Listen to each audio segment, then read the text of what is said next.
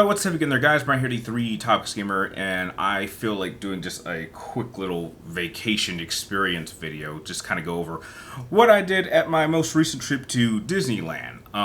It was kind of part of a 2-part trip to California because I was planning to go to MGS Con, but because I had like an extra day the day before, I figured, well, I hadn't been to Disneyland like 5 years, so I figured I would go. And I happened to convince a friend of mine to come with me, and he pretty much spent the majority of my time there just kind of hanging out and just going all kind of crazy adventures. So I just kind of want to go over pretty much how that experience went, as well as the things I happened to pick up. So if you do happen to enjoy this video by the end, please don't forget to like, share, and subscribe to check me on my future feeds. And remember, if you guys have any ideas for future reviews, rankings, reactions, or heck, if there's something you would like me to discuss about or just talk about in general, please let me know what you would like to see in the comments down below, and I will try to get it up as soon as I can. Now, as a fair warning, I just want to let you guys know that you probably won't see too much footage or pictures from my trip in this particular video, simply because I actually went back and watched a lot of the footage that I took the last time I was at Disneyland, and I was actually shocked. I took like 40 minutes of footage of me just kind of going around Disneyland and California Adventure. So there really weren't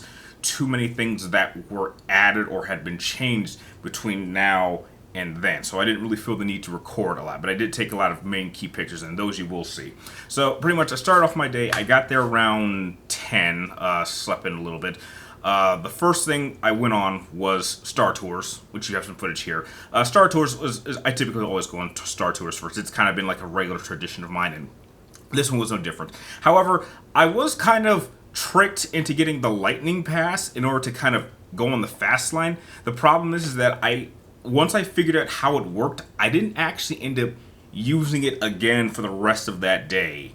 And it cost like $30. So I ended up spending $30 for a Lightning Pass to go on one ride the entire time. Because I didn't really spend too much time by myself. The next ride I went after that was the Matterhorn. And I actually had not been on the Matterhorn since 1999, because the two previous times I'd gone to Disneyland, the Matterhorn was down. So this was the first time I've actually been on it. And holy shit, that ride is rough. Like, I don't know if I remember it being that rough. I don't remember it being maybe that rough because I was a lot smaller, but like, I felt too big to be sitting in those carts. And like right before I even got on, there was, I shit you not, there was like this 350-pound guy who looked so stuffed in that cart, it didn't feel safe for him to be on there. And like, this thing was jerking and diving and rising. Like, it's a rough ride. After the Matterhorn, I didn't really do too much. I kind of just walked around, took a few pictures, just kind of looked around. And it was hot. It was so hot. And I'm so sick of hot weather because I live in Vegas and we're in the middle of a heat wave. So I kind of wished it would be like a little bit cooler. And it supposedly was, but I was still sweating like crazy. So there was that. It really wasn't until about 2 o'clock when I was exploring California Adventure that my friend Rachel and her boyfriend Seth got there. And that's really when the majority of my fun time at Disneyland really started. We went on apparently they like repainted a number of the rides into like Pixar movies. So there was like this one primary roller coaster ride that they had changed to the Incredibles. I had wanted to sit in the back, but Rachel convinced me to sit in the front. Now, I had been on this roller coaster before, but I'd never sat in the front. And I can tell you, just for someone who doesn't go into many roller coasters, there is a massive difference between sitting in like literally the very, very, very front cart and sitting in like one of the back ones. There is a massive difference. So that was an experience. We walked around. I happened to visit the Avengers Park area. That was something. We didn't spend too much time there. And then we had to make our way to Galaxy's Edge, because this is where one of the main activities that I had actually booked weeks in advance was set to go. Seth went off to go do something else on his own, and that was when me and Rachel actually went to go build our droids. And this was fun. So we had a fun time building our droids together, and this is literally, in my opinion, one of the highlights of my entire trip, because something happened that I will be talking about probably for the rest of my life, or something that me and her will be talking about, because it was so crazy.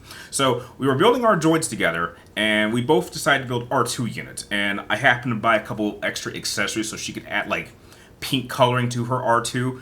And I was trying to build my R2 to kind of match my PlayStation shirt that I was wearing at the time, because it's my favorite PlayStation shirt. It actually matches my PlayStation shirt, and it was a mixture of blue, black, and white. It didn't turn out exactly as I had imagined it, because there apparently a new form of droid that you could build. There's 3 different types. There's an R2 unit, there's a BB unit, and then they added one that looked like Chopper. So me and Rachel picked R2 units.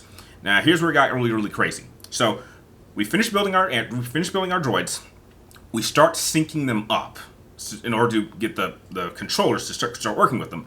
But I don't know how this happened, but somehow Rachel's droid somehow ended up being able to hack my droid with her controller. So what ended up happening was that Rachel was able to control both our droids. Now apparently the crew members there were very surprised by this. Some of them had never actually seen this happen. A few of them had heard that this could happen, but apparently this moment was rather rare. So for like a minute or two, Rachel was just literally controlling both our R2 units, and they didn't know what to do. They tried resyncing my controller with my R2 unit. It didn't work, so what I ended up having to do was just breaking the whole droid down, getting new parts, and reconstructing it again. And then we tried syncing just my controller with it, and that time it worked. Rachel's droid came out looking really, really nice. However, she did tell me she was going to repaint it. And my droid is right here. And we both gave our droids names. I called mine R2B3 for simple reasons. It's an R2 unit. My first name is B, and my favorite number is 3. So I figured R2B3 would be a proper name. After that, we went on Smuggler's Run, which I wasn't actually allowed to pilot for the first time. Actually, me and Seth had been able to pilot. He had never been able to pilot before, neither had I, so this was the first time we were piloting together. And now that I'd been on Smuggler's Run a number of times, I don't really think I need to go on it anymore. We also got to go on the new Star Wars ride, Rise of the Resistance, which I had never been on. I tried avoiding it, but like Rachel was like really, really excited to get me on this ride. And I can tell you, as someone who is not a fan of the sequel trilogy in any way, I have to admit that this ride was actually really, really impressive. I was actually having a really great time. It was definitely unlike anything I'd been on before. And there was also kind of a Mickey ride in Toontown that was a little bit similar to it in terms of how it worked. It felt like it was maybe going on some sort of magnetic rails that were underneath the floor. And that was a type of ride that I had never seen or experienced before. So I'll give Disney some kudos for the Rise of the Resistance ride. That was actually pretty fun in my experience. And I almost lost my hat, which was a story in itself. Later on, I happened to, as it got cooler and the sun came down, I happened to see this show called Fantasmic that I had never heard before. I mean, I'd been to Disneyland so many times, I had never heard of this night show. And I gotta admit, I got kind of emotional. I felt bad because I was a grown man getting emotional about a Disney show, but like Rachel just kind of just told me like it was okay because it was just a weird experience. And I happened to go back and rewatch other versions of it from prior years, but that show is actually pretty incredible. I had a good time watching that. And then I think we pretty much ended the night just going on a couple more rides and eating some food and buying a couple of souvenirs, and that was about it. So overall, me and Rachel and Steph, we had an amazing time. So yeah, I would say out of all the days of Disneyland that I've ever been to, this one absolutely eclipsed the last time me and Rachel and Steph got to hang out. So I'll be forever thankful to Rachel for making my Disneyland experience that much better. So that's pretty much everything that happened. Now I'd like to show you everything that I picked up. The first thing I had to pick up is a Jedi Holocron, which is pretty cool in design, and that actually goes with my Sith Holocron that I got 5 years ago. Now, I didn't know this at the time. I actually discovered this accidentally, but apparently you can actually sync these up. So if you actually like activate them and put them together, they actually give like a different voice. And Seth, I actually had Seth like mysteriously pick the Holocron for the Kyber Crystal for my Holocron. We did not know what character it was going to be. I had no idea who it would be, but it ended up being, he ended up picking a blue Kyber crystal might be a little bit hard to see. And we didn't know what character it was going to be because every Kyber crystal is different.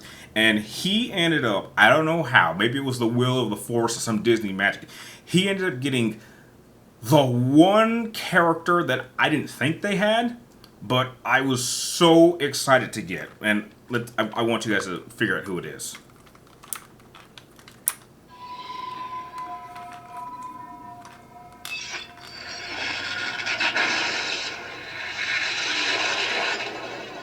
Takes a while to load up. Life has this funny way of forcing you forward on the path anyway. It's a little hard sometimes. Master, I will never forget you.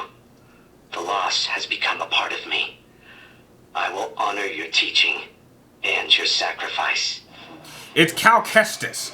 I could not believe it was Cal Kestis. It is literally the one character in Disney Star Wars I absolutely love and is like by far my favorite character in the new era of Star Wars. Now, apparently, if you do happen to combine the holocrons, like something crazy happens, and I saw a video of this, but what stands in the way becomes the way. So.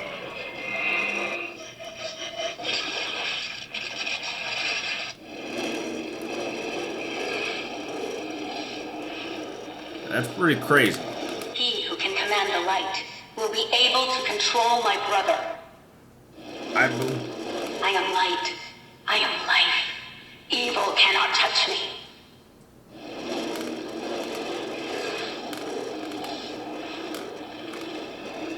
That's pretty crazy. I believe that is the sister. So that was kind of a double treat. That was really cool. I also got the Astro Droid, which you guys already saw, which is pretty cool.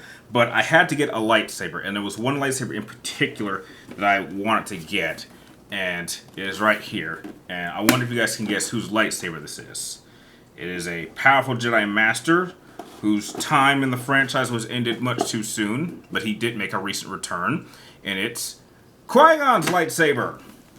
Yeah, green Qui-Gon from The Phantom Menace. I actually loved his design, and I think size-wise, this felt pretty close to movie accurate. Now, I know that for a lot of the lightsabers, they kind of bulk them up so they're not exactly accurate. But I felt that out of all the Galaxy Edge lightsabers they had, I think the two that I think were closest because they had to be large because of their size was Qui-Gon's lightsaber and Vader's lightsaber that I got 5 years ago. And I always felt Vader's was actually almost perfect because of Vader's large hands. His lightsaber has to be a bit enlarged. So I think this was actually the perfect size for Vader. And this is actually almost the perfect size for Qui-Gon. Now, the thing that I noticed immediately is that this sucker is heavy. And apparently, I don't know if this is the only Galaxy lightsaber that does that, but this one doesn't actually use batteries. You actually can charge it by just plugging it in. And I think more Galaxy Edge lightsabers need that. However, I did happen to kind of toy with this a little bit, and there is one major glaring problem I have with this lightsaber that I don't know if they'll be able to fix this. I have no idea if it was a mistake. But the sound of this lightsaber is just awful. This is easy. I have 3 Galaxy Edge lightsabers, and this one by far has like the worst sound. So just check this out. So you guys hear that? It's on an obvious. It's on a loop, but it's so obvious you can kind of hear it. It's like.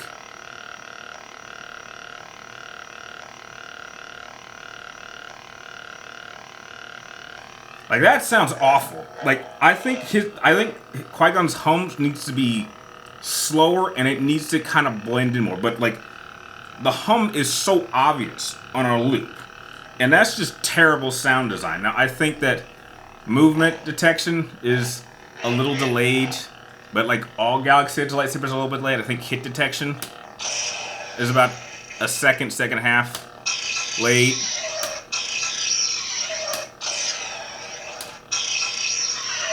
So, yeah, I mean, size-wise, I think it's great. Looks-wise, it's great. Love the green lightsaber. Green's my favorite color, but I love being able to charge it, but easily the worst thing about this is merely the sound. And this actually makes my 6th lightsaber. So I now own 3 Galaxy Edge lightsabers and 3 Saberforge lightsabers. And that is about everything that I ended up getting. So that's pretty much my Disneyland 2024 experience in terms of everything I did and picked up. I want to know, have you guys been to Disneyland recently? What has been one of your best experiences? I would love to know in the comments down below. And like always, thank you guys for watching. You're awesome, and I'll see you guys next time.